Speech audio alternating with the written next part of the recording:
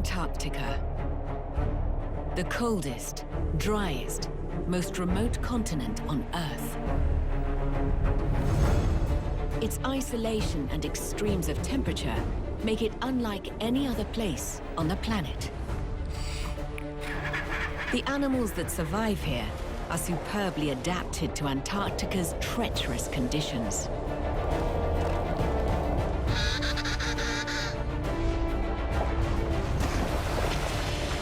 But existence in this frozen continent will always be marginal for a living creature. Nowhere is the will to survive and thrive more on show than in Antarctica. Establishing a foothold in this frozen and treacherous land may be the natural world's finest accomplishment. Because life here exists at the very edge of possibility.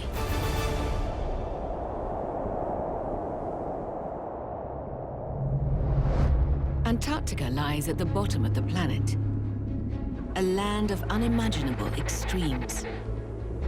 In the peak of summer, there is no night, and marine animals cross the planet for this frozen wonderland.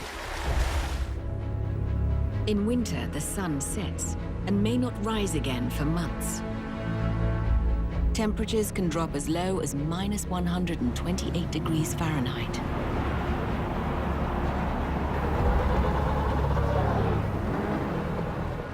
To survive Antarctica, the animals that inhabit this land of extremes have developed extraordinary behaviors to meet the continent's extreme conditions head-on.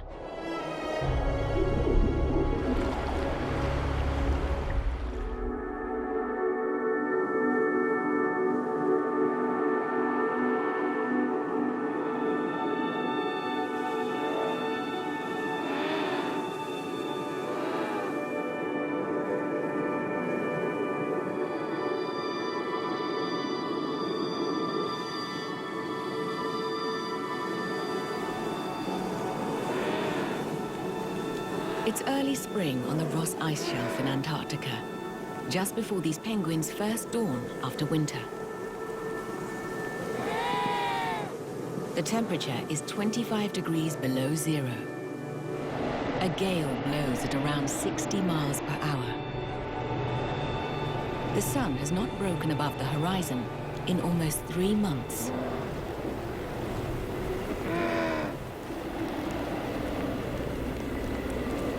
This emperor penguin and his young chick huddle against the wind and cold. The males alone are responsible for protecting their eggs and have nurtured them until the chick hatched. Most of the penguins protect each other and share warmth. These adults have just endured months of conditions that would kill most other animals in order to bring new life into the world. Yet, they are thriving.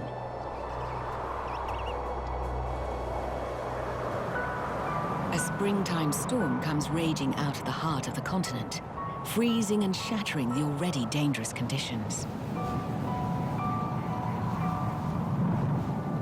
The chill from the powerful winds makes the storm feel tens of degrees colder.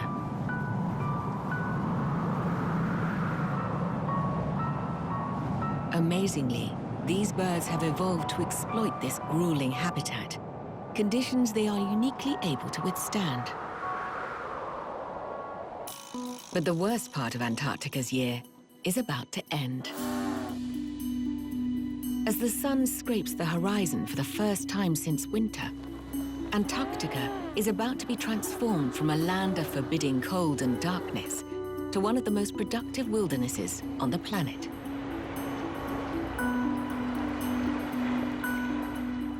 The first day of sunlight will last little more than an hour. But it is a signal that for the animals across the polar region, life is no longer on hold.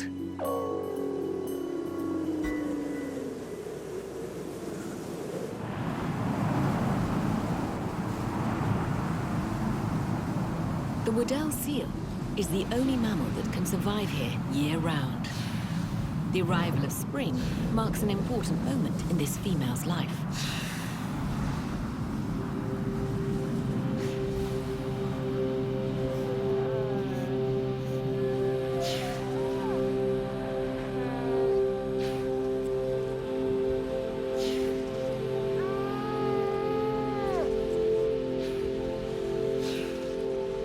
She gives birth to just one pup that she will have to protect and feed on the ice for several weeks until it is ready to swim.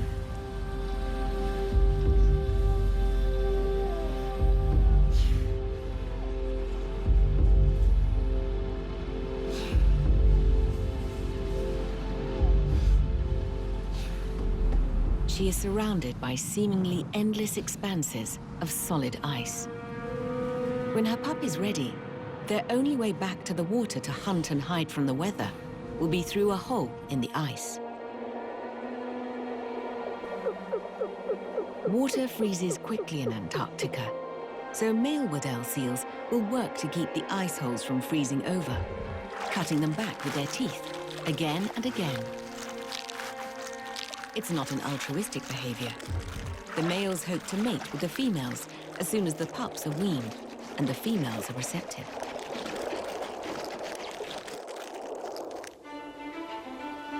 Throughout winter, the sea ice grew until the continent's surface area had doubled. But with the return of sunlight, Antarctica undergoes tremendous changes. The pack ice that encircles it begins to break apart and melt.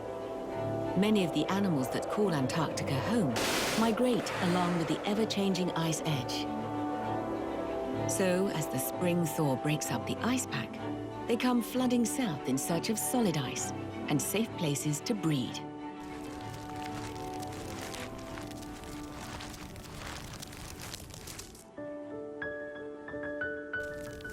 These Adelie penguins are in a rush to return to their traditional breeding location. In the space of a year, they will travel an average of 8,000 miles swimming and walking between their winter fishing grounds and their summer nesting locations.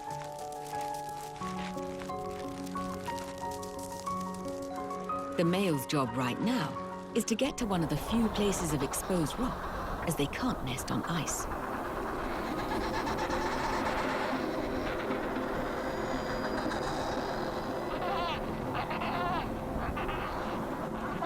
Most Adelie penguins return to the same nesting sites and the same partner every year.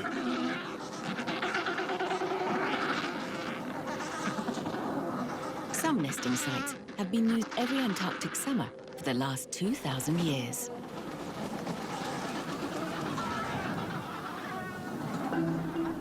Before mating between this pair of penguins can begin, the relationship needs a good foundation, made of pebbles.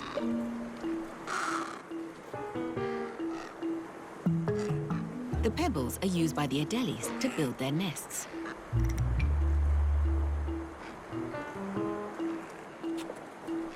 But they are in short supply, so pebble theft is rife.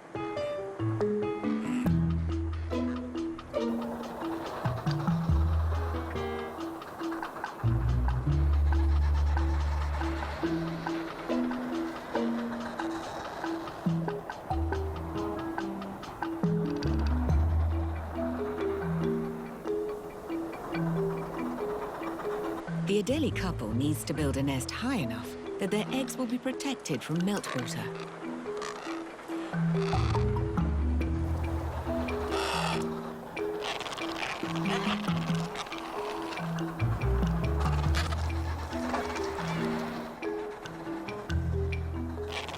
When the eggs arrive, it will take 35 days for the chicks to hatch.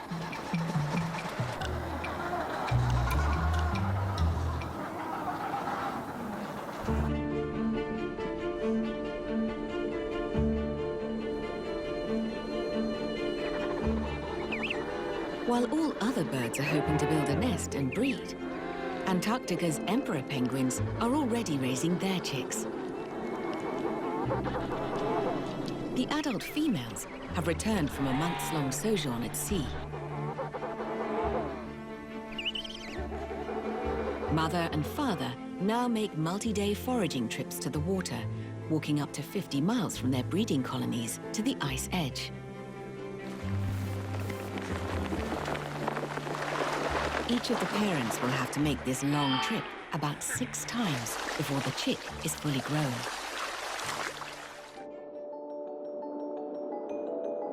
Ungainly on land, the emperor penguins are superb in the water.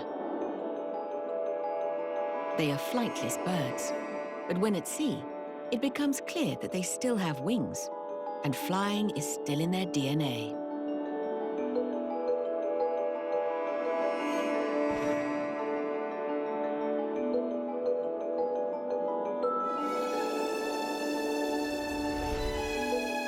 Emperor penguins live on a diet of small fish, crustaceans, and squid.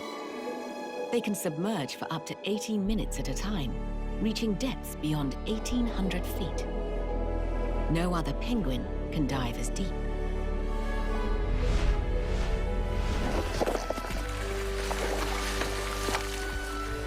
This group of emperor penguins has found a shortcut back from their hunting grounds, an ice hole that saves them a lengthy trip from the frozen shoreline.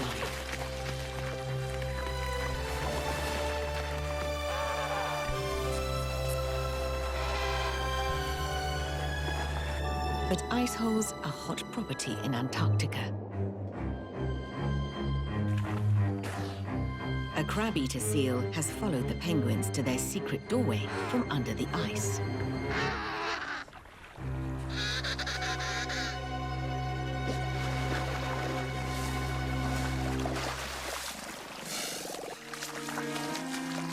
He is no threat to the penguins, except he may not be willing to share this rare passageway from ice to ocean.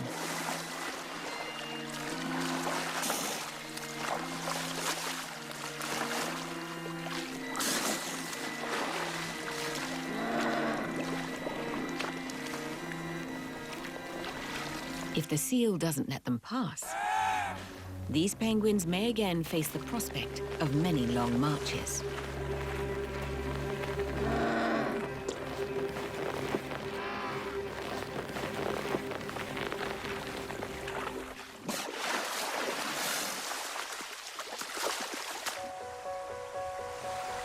But as the days grow warmer, the Antarctic ice is no longer central to the story of its animals.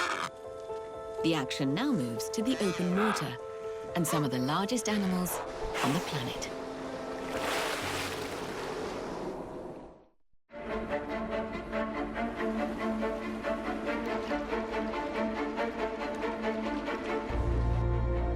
Humpback whales are traveling to Antarctica. This mother left Antarctica at the end of last summer to give birth to her calf in warmer tropical waters. Now she is returning to the southern continent with calf in tow. She may not have eaten any food since she left Antarctica 7 months ago, and she needs to feed. She will need to eat enormous amounts of krill and fish in the coming summer months. Luckily, few oceans are as rich in food as the seas around Antarctica will be in summer.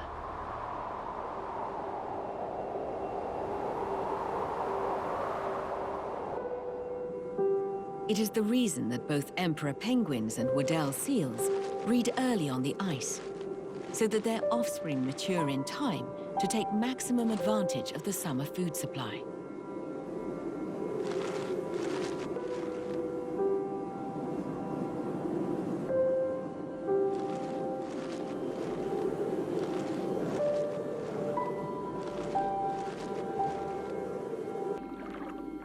Ultimately, all animals in Antarctica rely on the sea for their food.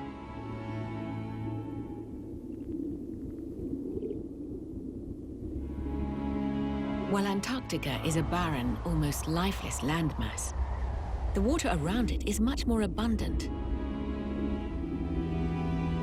And at its peak of productivity in summer, will host what is one of the largest congregations of life anywhere on the planet. The Antarctic seabed has barely been explored, but it may be only second to tropical reefs in diversity and richness.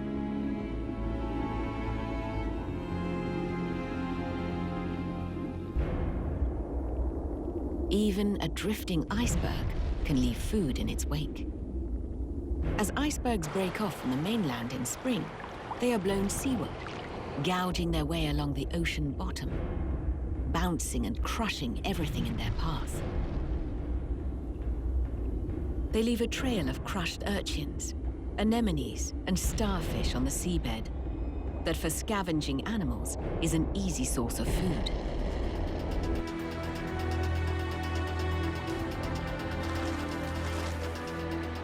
In the water above, chin-strap penguins also take advantage of the trail left in an iceberg's wake.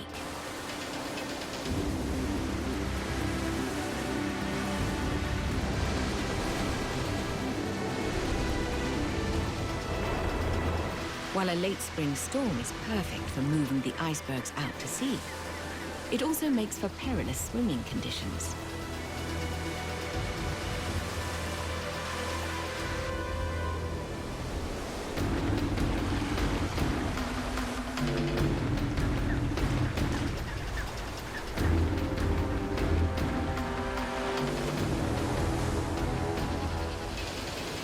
But the heavy seas are the least of the chin strap's concerns.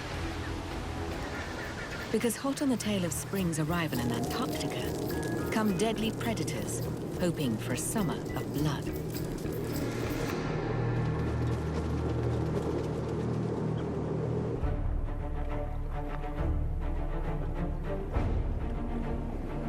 As the oceans around Antarctica begin to bloom with life, large carnivores inevitably gather.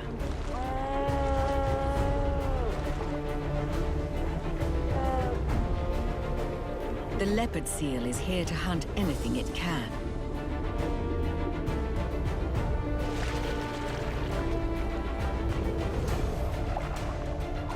It will stalk penguins, hoping to ambush them at the ice edge.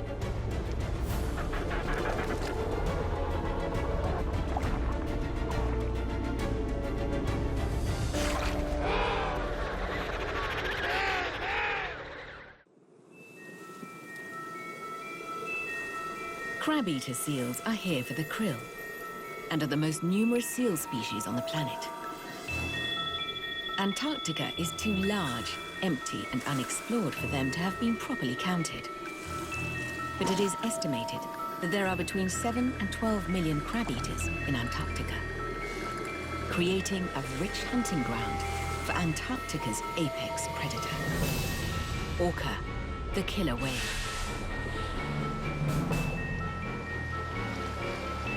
Orca are the largest of the dolphins, and they have the intelligence to match. Some Antarctic orca specialize in pack ice hunting. They team up to create waves that will wash a seal from its icy perch.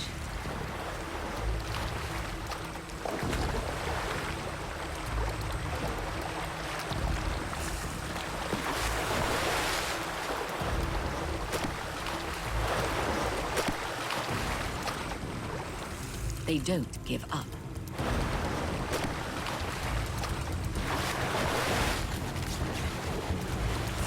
It is just a matter of time before the seal is caught.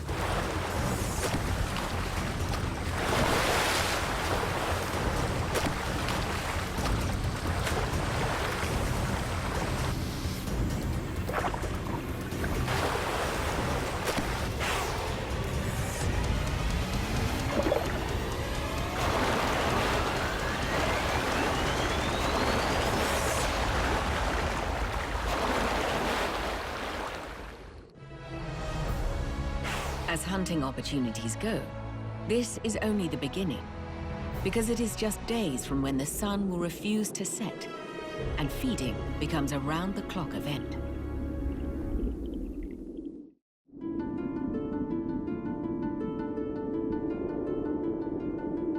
As summer approaches, the duration of daylight increases by 20 minutes each day, until sunset meets sunrise, and the sun doesn't set at all. In some parts of Antarctica, it won't set again for close to 4 months. In Antarctica's summer feeding frenzy, this is high noon. A cold water salad bar of algae has been slowly growing under the ice, but now it springs into overdrive, creating a Garden of Eden for small shrimp-like krill.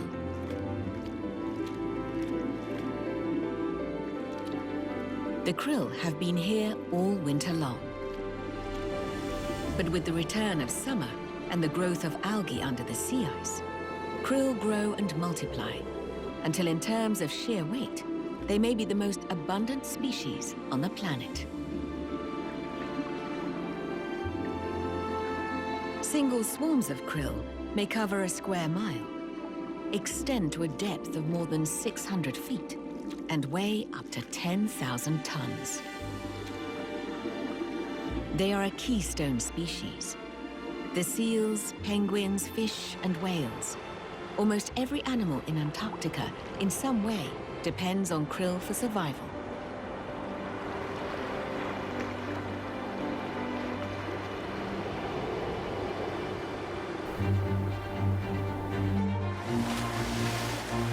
More than 30,000 humpback whales have converged on Antarctica for their summer feast.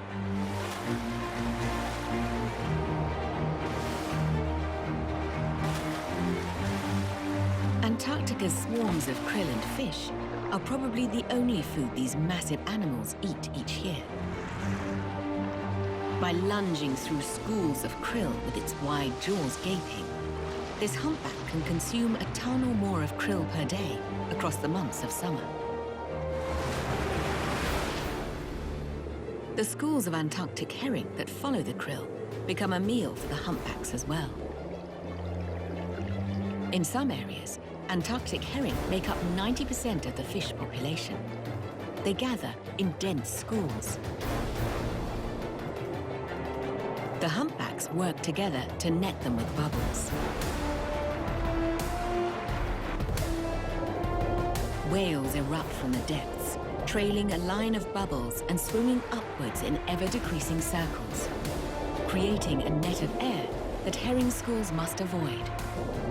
The fish are unaware that the coiling net is closing in on them, compressing them into a tightly packed area. Until some of the largest jaws on the planet open in unison to engulf another school of herring. A feast for giants, created out of thin air.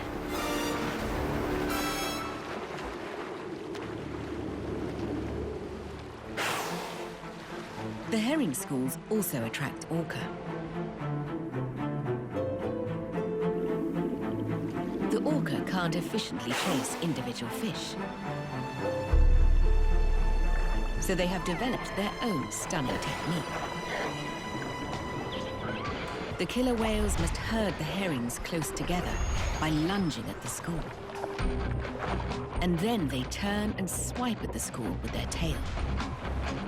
It can reach speeds of 150 feet per second, or more than 100 miles per hour. The orca can gather more than a dozen stunned or disorientated fish with each tail slap.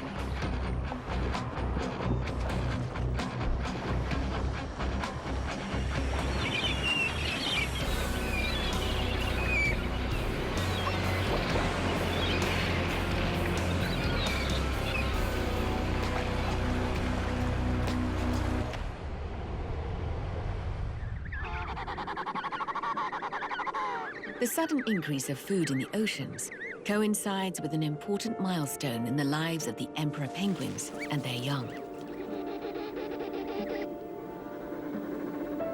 This emperor penguin chick has been relying on its parents for food since the end of winter. But now it is the height of summer. It is time for it to fledge. Its parents must stop feeding it so they can eat enough fish to see themselves through their annual molting period. Many of the emperor chicks are now on their own.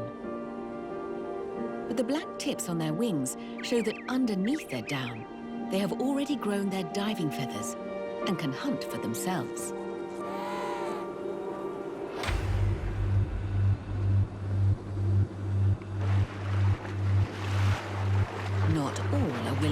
their first plunge.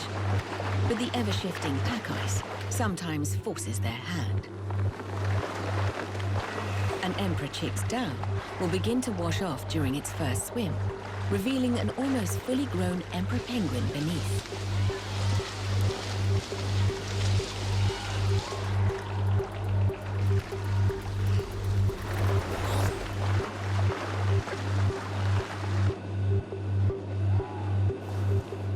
As these young birds head out from the ice for the first time, it is the beginning of a long journey. For 3 or 4 years, they will hunt in the deep ocean far to the north of Antarctica.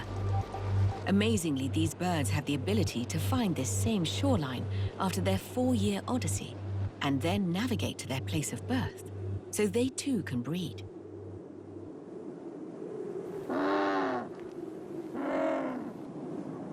While most of the emperor penguins are already free of their parental responsibilities, for the rest of Antarctica's penguins, the hard work of bringing up their young is only just beginning. And they are protecting and caring for their chicks at the peak of summer.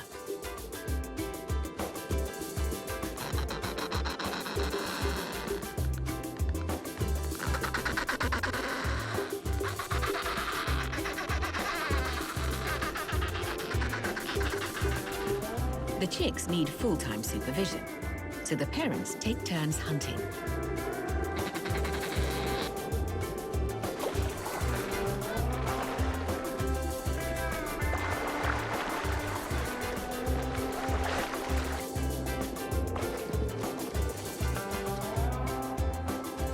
There are always predatory skuas lurking nearby that will happily pounce on an unprotected chick.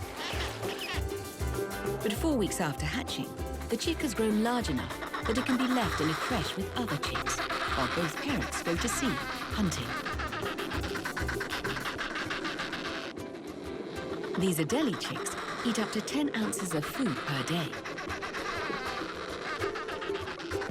To supply that, their parents will make long foraging trips, sometimes traveling as much as 150 miles gathering food. Every journey puts them at risk.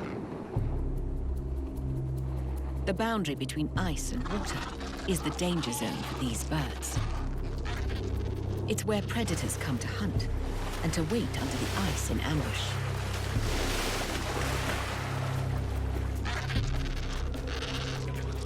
These Adelie penguins know that, so they are nervous at the ice edge.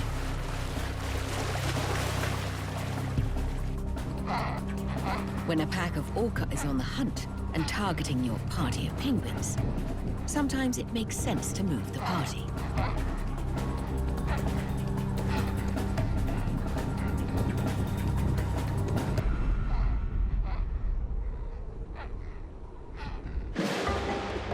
With summer on the wane, darkness is soon returning to Antarctica. The days will grow shorter and the nights longer until late April, when for much of Antarctica, the time comes when the sun doesn't rise at all.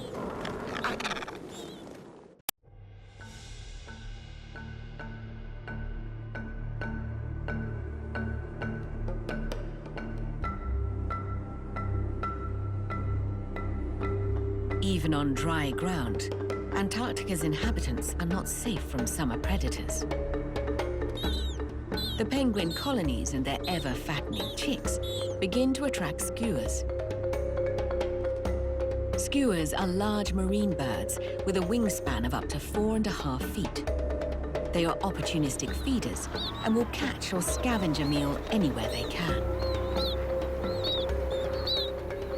In winter, they live far to the north and catch fish. But during the penguin breeding season, some skuas focus on catching and killing other birds.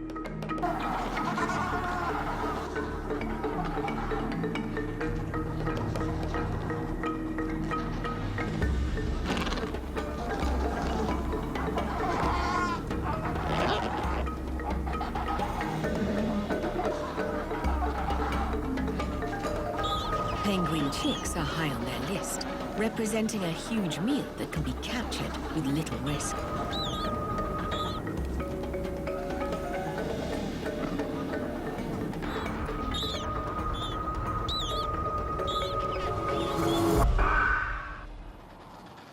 For some groups of skua, penguin chicks and eggs make up the majority of their summer diet.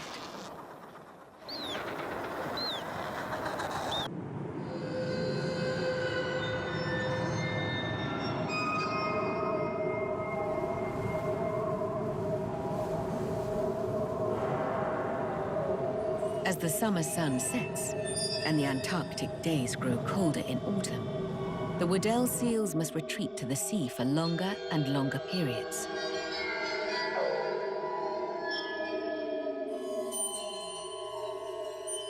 A powerful wind, known as the katabatic, comes storming down from the polar plateau. Born in the heart of Antarctica's ice cap, the katabatic is a major driver of weather in Antarctica. As it falls through thousands of feet of height, it picks up speed, growing ever colder, wrapping all of the continent in its frozen tendrils.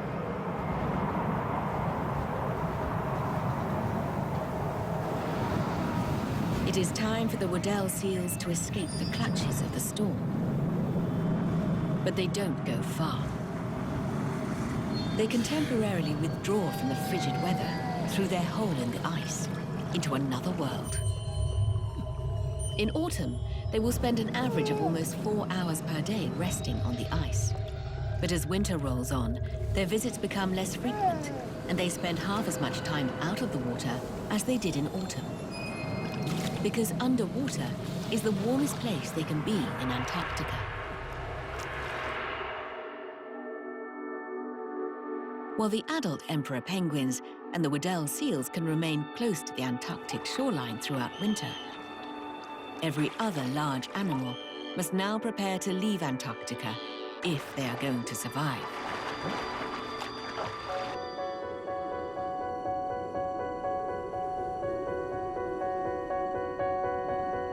In autumn, the floating sea ice around Antarctica begins to grow, averaging over 18,000 square miles every day.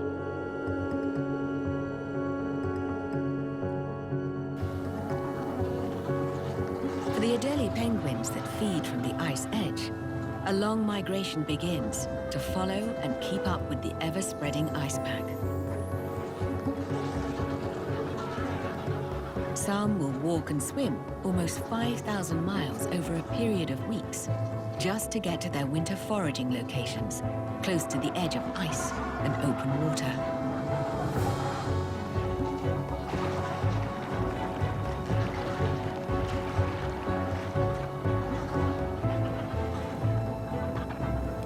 They will feed and travel on floating ice for the rest of winter.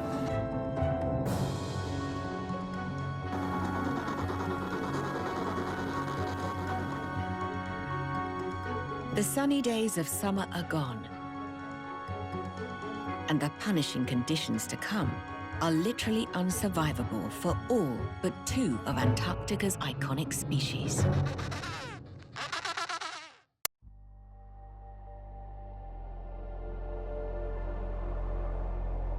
For the single species of penguin that remains close to the true Antarctic shoreline, one of the animal kingdom's most stunning displays of strength and perseverance now begins.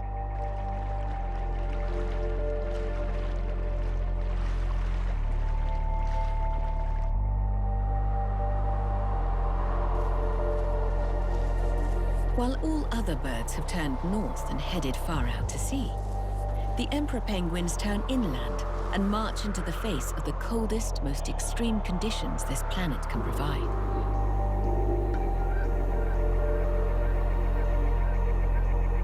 They will make a journey of up to 120 miles that can take days to complete.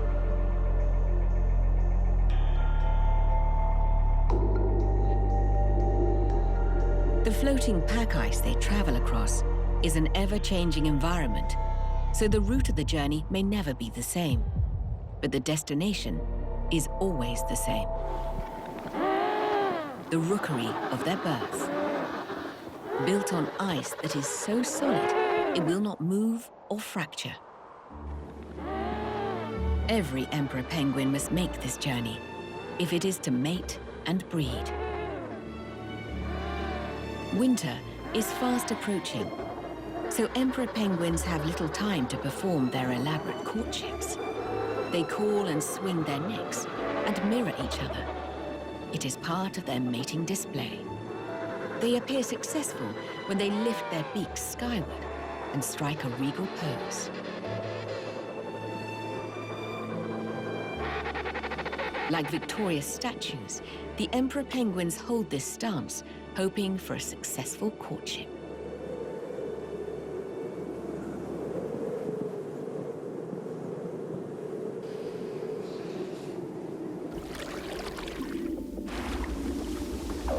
The Weddell seals are now the only mammal remaining close to the Antarctic shore.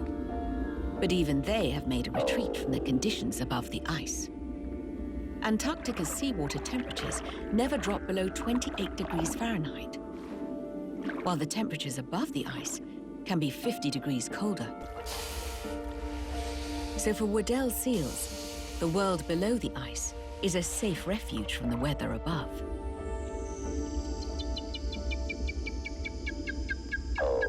With a lungful of air, they can gently bob against the ice like an underwater blimp, resting and feeding for up to an hour at a time between breaths.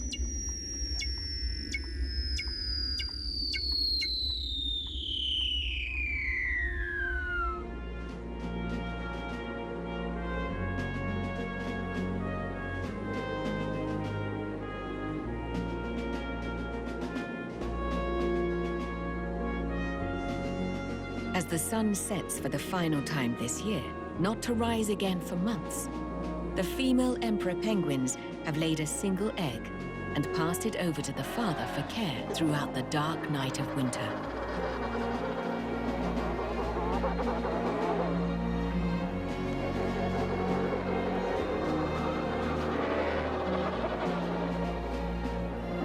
While the males will remain in the rookery, the females are free to return to the ocean to feed during the winter months.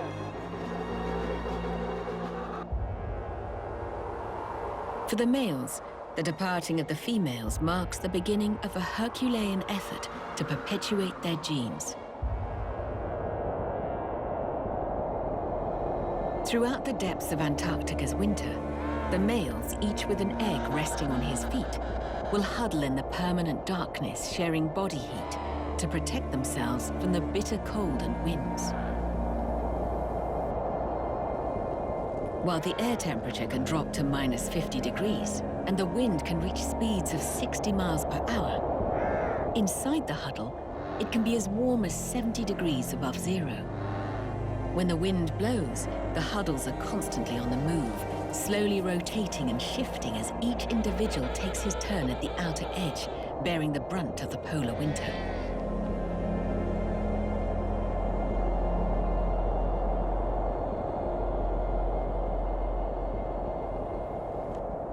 The penguins hover here at the very edge of survivability, marking time in a region that is no longer part of the habitable Earth.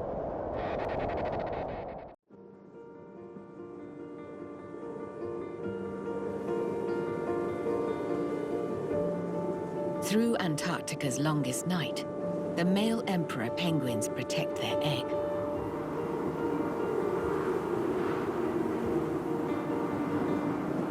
But though the winter is not yet over, the perpetual night is, as the sun again skirts the edge of the horizon, bringing light to this frozen land.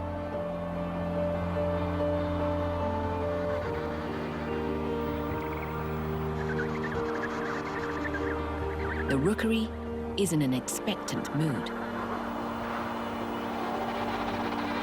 It can take as long as 75 days for an emperor egg to hatch.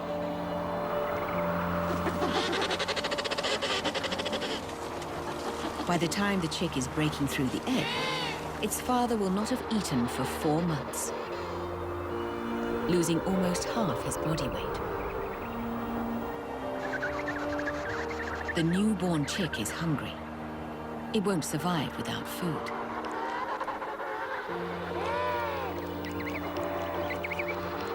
With virtually no reserves, its father must produce a secretion similar to milk to sustain his little one.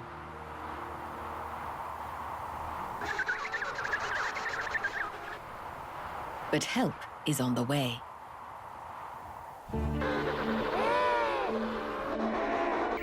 The females are returning, fattened from a winter of feeding.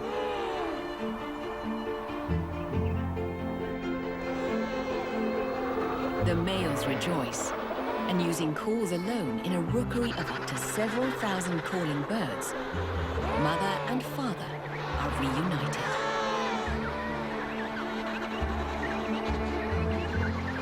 He has just survived a physical trial like no other in order to bring a chick into the world.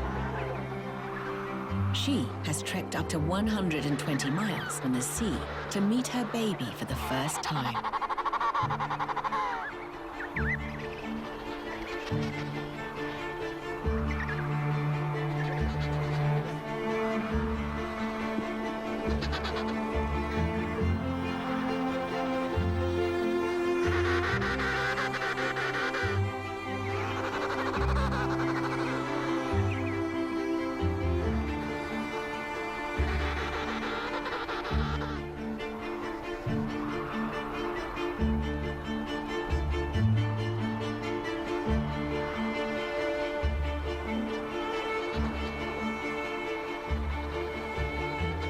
And to hold it.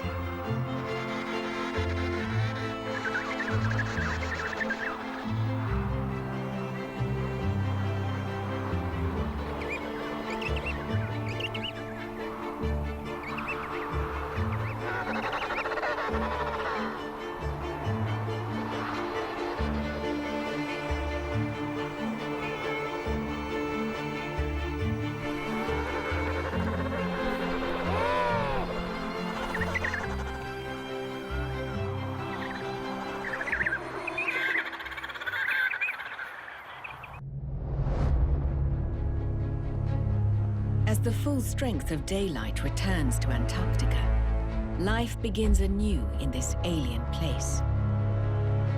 A world in which animals shelter under both a perpetual night lasting months, as well as a sky from which the sun never sets. Life here moves forward in a stately progression, weathering the extremes and thriving in splendid isolation. They are all natural wonders created out of adversity in this timeless and distant land like no other.